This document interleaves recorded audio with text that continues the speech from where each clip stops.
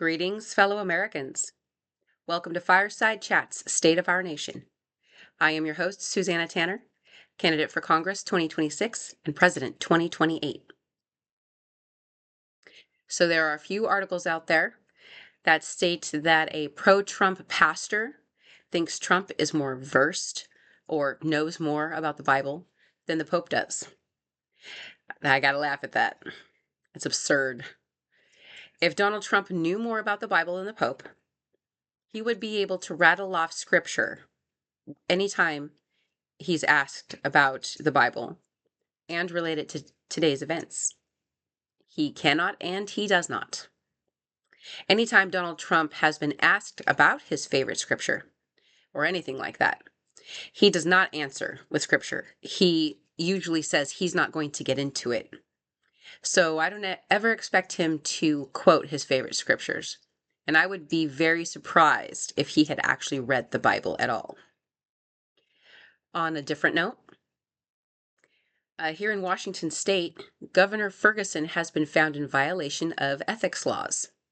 He allowed a former government employee to fly with him on a state plane, and now he has to pay a $4,000 fine. The article did not state the second violation, only who was involved. And I gotta say, let's not violate ethics laws anymore, Governor. That's how we lose trust in our elected officials. Speaking of officials, the Virginia Supreme Court struck down the congressional map that voters approved in Virginia. The Supreme Court just went against the will of the people. And that's a very bad idea. Even if the people pass a referendum to amend their state constitution or anything like that, it is a 10th Amendment right. It's a 10th Amendment right of the people to supersede with a vote that they feel is fair. And the Supreme Court of Virginia violated that right by stating that their voter-approved map is unconstitutional. If the people did not want the map to be used, they would have voted against it. And that is the bottom line there. Unfortunately, because of Virginia's Supreme Court capitulation, American voters were denied their right. They were denied the results of their vote.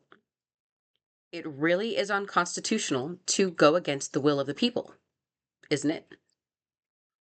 Unfortunately, other state Supreme Courts, especially those in Republican states that have gerrymandered their maps successfully, I think they might actually be in a little bit of trouble. See, I have this sneaking suspicion that this gerrymandering by Republicans in Republican states is going to backfire in one of the most spectacular ways this year. I would not be a bit surprised if the majority of the Republican states that have allowed gerrymandering, while Democratic states that have attempted to do the same thing were denied. I believe those Democratic representatives are going to take over the majority of those districts in each of those states, presenting an almost entirely Democratic legislature. We shall see how this unfolds. It's going to be quite interesting.